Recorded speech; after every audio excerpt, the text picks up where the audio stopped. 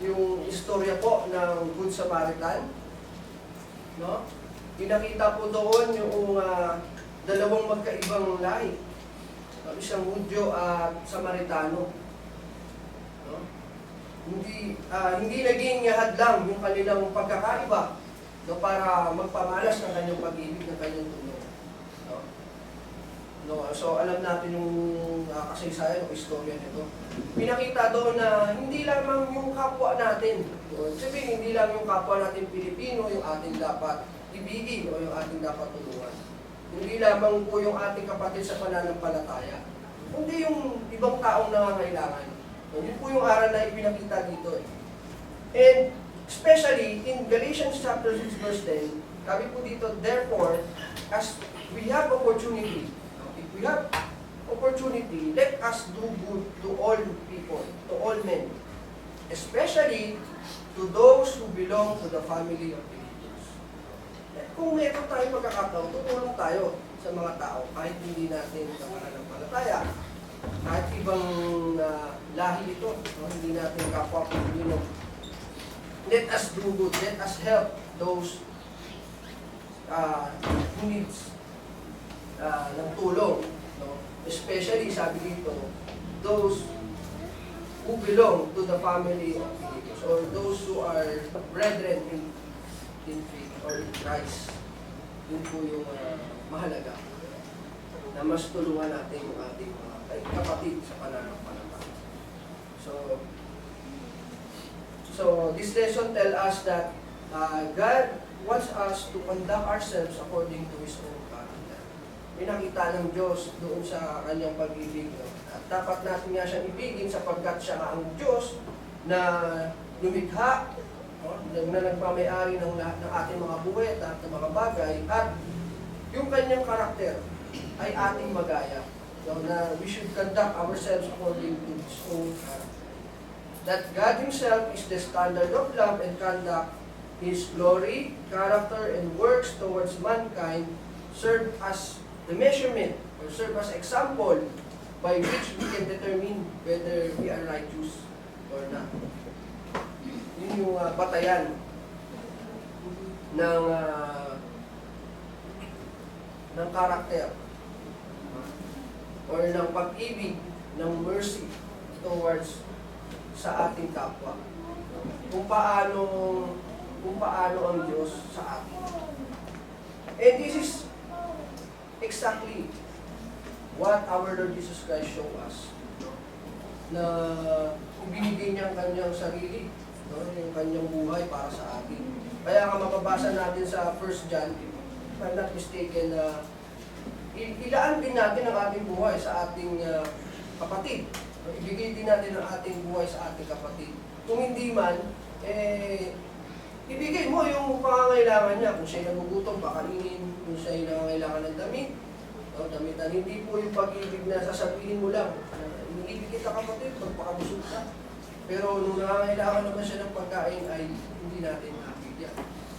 So, ang sabi doon, nasaan ang pag-ibig ng Diyos? And this is exactly what our Lord Jesus Christ showed us. No? Kung paano tayo hinimig ng Diyos. Love one another as I have loved you. Paano ba tayo hinimig ng Panginoong Jesus?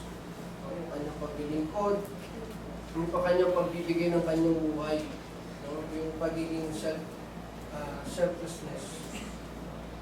Na sa kabila ng kanyang pagiging Diyos, kanyang binitawan, no? Upang matupad yung hangarin ng or will ng Ama na mangyari para sa ikatutubos ng ating mga kasalanan. So, love one another as I have loved you. Paano tayo inibig ng ating Panginoong Jesus? Number 2, sa Romans chapter 15 verse 7, diba? Receive one another as I have received you. So, basahin natin. Sa ganito ay mga tanggapan kayo, gaya naman ni Kristo na tinanggap kayo sa kalwalhatian ng Diyos, sapagkat sinasabi ko na si Kristo ay ginawang ministro ng pagpupuli dahil sa kapatawaran ng Diyos, upang kanyang mapagtibay ang mga pangako ibinigay sa mga magulang. Yung ginawa ng ating Panginoon. And Number 3, tungkol naman po sa pagpapatawad. No? Forgive one another just as in Christ God forgave you. Sa Ephesians chapter 4, verse 32. Sabi po dito,